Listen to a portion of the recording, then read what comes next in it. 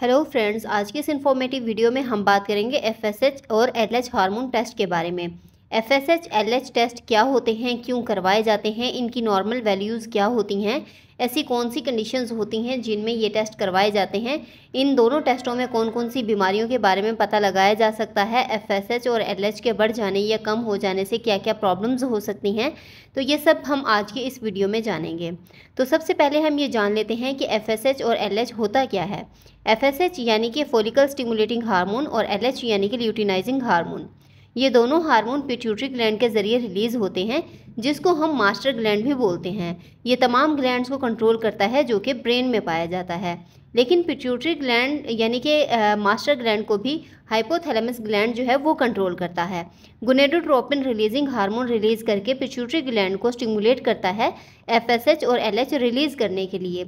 इस बात का मतलब ये हुआ कि पिट्यूटरी ग्लैंड के ज़रिए एफएसएच एलएच जो हैं वो रिलीज़ तो होते हैं, लेकिन पिट्यूटरी ग्लैंड तब ही रिलीज़ करेगा जब हाइपोथैलेमस ग्लैंड जो है वो गोनेडोट्रोपिन रिलीजिंग हार्मोन रिलीज़ करेगा।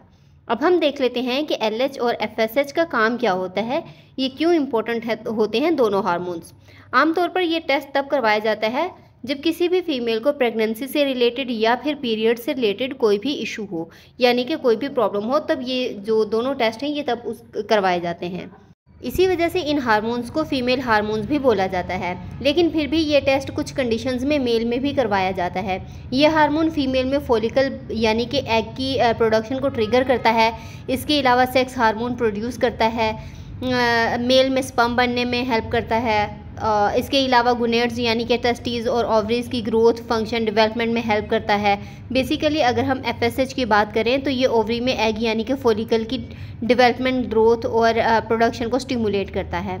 और मेल में जो एफएसएच का काम होता है वो होता है टेस्टीज को स्टिमुलेट करना स्पर्म प्रोडक्शन के लिए, और एलएच का काम होता है ओव्यूलेशन को ट्रिगर करना। ओव्यूलेशन होता है फॉलिकल का मैच्योर एग में कन्वर्ट हो जाना, जबकि एलएच जो है वो मेल में टेस्टोस्टेरोन प्रोड्यूस करने का रिस्पॉन्सिबल होता है। अब हम एफएसएच और एलएच के फंक्शंस को तो जान चुके हैं, लेकिन अब हम ये देख लेते हैं कि एफएसएच और एलएच हार्मोन्स अगर एबनॉर्मल यानी कि बढ़ जाएं या फिर कम हो जाएं तो इस वजह से क्या क्या प्रॉब्लम्स हो सकती हैं। बेसिकली जब एफएसएच या एलएच एबनॉर्मल हो तो इसका मतलब होता है कि हाइपोथैलेमस या फिर पिट्यूटरी ग्लैंड में कोई ना कोई दिक्कत है, जिसकी वजह से एफएसएच और एलएच सही तरीके से ये सही क्वांटिटी में रिलीज़ नहीं हो पा रहे, क्योंकि ये दोनों हार्मोन्स हाइपोथैलेमस और पिट्यूटरी ग्लैंड के ज़रिए ही प्रोड्यूस होते हैं और कंट्रोल होते हैं। इसके अलावा ओवरी या फिर टेस्टिस में कोई प्रॉब्लम्स है जिसकी वजह से एफएसएच और एलएच की जो वैल्यूज़ हैं वो या तो कम हो सकती हैं या फिर ज़्यादा हो सकती हैं। और अगर एफएसएच एलएच कम हो तो मेल में और फीमेल में इनफर्टिलिटी हो सकती है, क्योंकि फीमेल में एग ठीक तरीके से नहीं बन पाएगा, यानी कि फॉलिकल नहीं बन पाएगा, जिसकी वजह से प्रेगनेंसी जो है वो कंसीव नहीं हो सकेगी। और मेल में स्पर्म अच्छी क्वालिटी का प्रोड्यूस नहीं हो पाएगा, जिसकी वजह से भी प्रेगनेंसी नहीं होगी।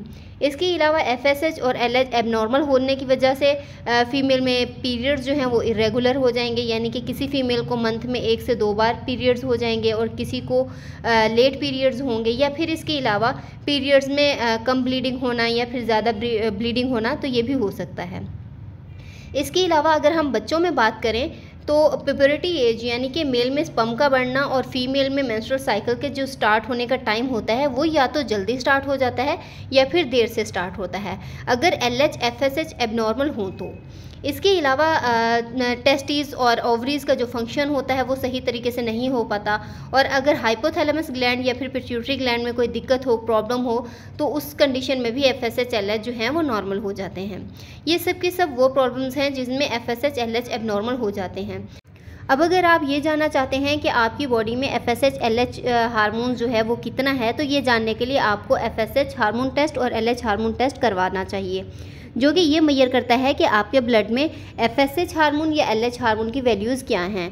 तो ये आप टेस्ट करवा सकते हैं। इसके लिए फास्टिंग ब्लड देने की ज़रूरत नहीं पड़ती, आप किसी भी वक्त ब्लड दे के ये टेस्ट करवा सकते हैं। लेकिन फीमेल में ब्लड देने का जो सही यानी कि एक्यूरेट टाइम होता है वो पीरियड होने के दूसरे या तीसरे दिन ब्लड दे के ये एफएसएच एलएच टेस्ट जो है वो करवाना प्रेफर किया जाता है। इन टेस्ट की रिपोर्ट जो है वो सेम डे में मिल जाती है। अब अगर हम नॉर्मल वैल्यूज़ की बात करें तो ये डिपेंड करता है, यानी कि इसकी वैल्यूज़ फीमेल में अलग होंगी, मेल में अलग होंगी, बच्चों में अलग होंगी। और फीमेल में जब मेंस्ट्रुअल साइकिल बंद हो जाए, यानी कि पीरियड्स आना बंद हो जाए, तो उसमें अलग हो सकती हैं। यानी कि नॉर्मल वैल्यूज़ जो हैं वो एज, सेक्स और उसके अलावा डे ऑफ मेंस्ट्रुअल साइकिल वगैरह पर डिपेंड करती हैं। अब अगर हम स्टैंडर्ड नॉर्मल रेंज की बात करें तो FSH जो है वो 1.40 से लेके 18.10 तक नॉर्मल माना जाता है, और LH जो है वो 1.5 से लेके 9.30 तक नॉर्मल होता है। LH FSH की वैल्यूज़ बच्चों में बहुत ही कम होती हैं और मेल में फ़ीमेल के मुकाबले में ये जो वैल्यूज़ हैं वो कम होती हैं। और ऐसी फीमेल जिनकी उम्र 50 साल से ज़्यादा हो गई है तो इनमें मेंस्ट्रुअल साइकिल जो होता है वो बंद हो जाता है। इस कंडीशन को मेनोपॉज कहा जाता है। तो इसमें FSH और LH की जो वैल्यूज़ हैं वो बहुत ज़्यादा बढ़ जाती हैं। इसके अलावा अगर हम फेज़ की बात करें तो फॉलिकुलर फेज़ जो होता है, यानी कि जिस दिन पीरियड स्टार्ट होता है उस दिन से लेके 14वें दिन तक फॉलिकुलर फेज़ कहा जाता है। इस टाइम के दौरान FSH की जो नॉर्मल वैल्यूज़ होती हैं वो 3 से लेकर 10 तक नॉर्मल मानी जाती हैं, और LH जो होता है वो 2 से लेकर 8 तक नॉर्मल होता है। मिड साइकिल का मतलब होता है कि जब पीरियड स्टार्ट होता है या फिर एंड होता है, इन यानी कि 7 दिनों के टाइम में, यानी कि जब ये टेस्ट करवाने का बताया गया है कि दूसरे या तीसरे दिन, तब FSH की जो वैल्यूज़ होती हैं नॉर्मल वो 4 से 25 तक नॉर्मल होंगी, और LH जो है वो 10 से लेकर 75 तक नॉर्मल होगा। और अगर हम मेनोपॉज की बात करें तो यानी कि जब फीमेल्स को पीरियड रुक जाते हैं तो उसमें FSH की जो नॉर्मल वैल्यूज़ होती हैं वो 20 से लेकर 116 तक नॉर्मल होंगी, जबकि LH जो होता है वो 15 से लेकर 55 तक नॉर्मल होता है। और प्रेगनेंसी में इसकी जो वैल्यूज़ हैं वो बहुत ही कम हो जाती हैं, यानी कि FSH जो होता है वो लेस देन 1 हो सकता है, और जो LH है वो 2 से 9 तक नॉर्मल हो सकता है। ये वैल्यूज़ जो हैं वो लैब टू लैब थोड़ी सी चेंज हो सकती हैं। अब हम ये देख लेते हैं कि फ़ीमेल में FSH या LH की जो वैल्यूज़ हैं हाई या लो आती हैं तो इसमें क्या क्या प्रॉब्लम्स हो सकती हैं। अगर FSH या LH की वैल्यूज़ जो हैं वो हाई हों तो इसको बोला जाता है प्राइमरी ओवेरियन फेलियर, यानी कि ओवरी में कुछ ना कुछ प्रॉब्लम है, दिक्कत है, जिसकी वजह से FSH या LH की जो वैल्यूज़ हैं वो हाई हो चुकी हैं। अगर किसी फीमेल को मेनोपॉज हो चुका है, यानी कि 45 से 50 साल की उम्र में, FSH LH की जो वैल्यूज़ हैं वो बढ़ सकती हैं।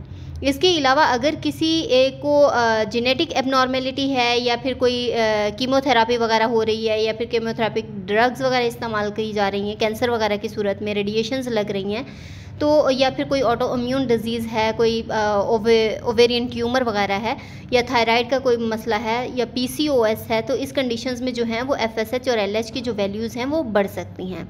अगर अब हम लो लेवल की बात करें तो देखा गया है कि अगर किसी में सेकेंडरी ओवेरियन फेलियर हो, जैसा कि यानी कि हाइपोथैलेमस ग्लैंड में जो कोई मसला हो या फिर पिट्यूटरी ग्लैंड में कोई दिक्कत हो, तो इस केस में FSH LH की जो वैल्यूज़ हैं वो कम हो जाएंगी।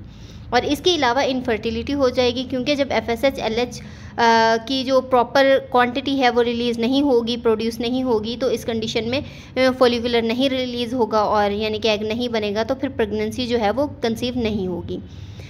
अब हम ये जान लेते हैं कि अगर मेल में FSH या LH की वैल्यूज़ जो हैं वो बढ़ जाएं या फिर कम हो जाएं तो इससे क्या क्या प्रॉब्लम्स हो सकती हैं। अगर मर्दों में प्राइमरी टेस्टिकुलर फेलियर हो, यानी कि टेस्टिस में कोई प्रॉब्लम हो, तो FSH LH की जो वैल्यूज़ हैं वो बढ़ सकती हैं। इसके अलावा अगर कोई क्रोमोसोमल एबनॉर्मेलिटी हो, यानी कि कोई जेनेटिक इशू है ये, तो इस केस में इसकी वैल्यूज़ जो हैं वो बढ़ जाती हैं। अगर गुनेड्स डेवलपमेंट फेलियर हो जाए, यानी कि टेस्टिस सही तरीके से डेवलप ना हो सकें, या तो इस केस में भी FSH LH की जो वैल्यूज़ होती हैं वो बढ़ सकती हैं। या फिर कोई वायरल इन्फेक्शन हो गया है, जैसे कि मम्प्स वगैरह, या फिर ट्रॉमा में, कीमोथेरेपी में, रेडिएशंस लगने की सूरत में कोई ऑटो इम्यून डिजीज़ वगैरह हो जाए, तो इस केस में FSH और LH की जो वैल्यूज़ हैं वो बढ़ सकती हैं। अब हम ये जान लेते हैं कि अगर मेल में FSH LH की वैल्यूज़ कम हो जाएं तो उस कंडीशन में क्या होता है। तो उसमें ये होता है कि सेकेंडरी टेस्टिकुलर फेलियर डिसऑर्डर, यानी कि अगर हाइपोथैलेमस ग्लैंड में या फिर पिट्यूटरी ग्लैंड में कोई प्रॉब्लम है तो उस सूरत में FSH की जो वैल्यूज़ हैं वो कम हो जाएंगी। अगर मेल में LH की वैल्यूज़ लो हों तो उसमें टेस्टोस्टेरोन जो है वो स्पर्म की प्रोडक्शन को कम कर देता है, या फिर स्पर्म की क्वालिटी कम हो जाती है, तो इसके लिए इसके रिज़ल्ट में जो है वो इनफर्टिलिटी हो जाती है। इसके अलावा सेक्शुअल डिस्फंक्शन हो जाता है, लैक ऑफ सेक्शुअल इंटरेस्ट हो जाता है। अब हम देख लेते हैं कि छोटे बच्चों में FSH LH की जो वैल्यूज़ हैं वो एबनॉर्मल हों तो क्या होता है।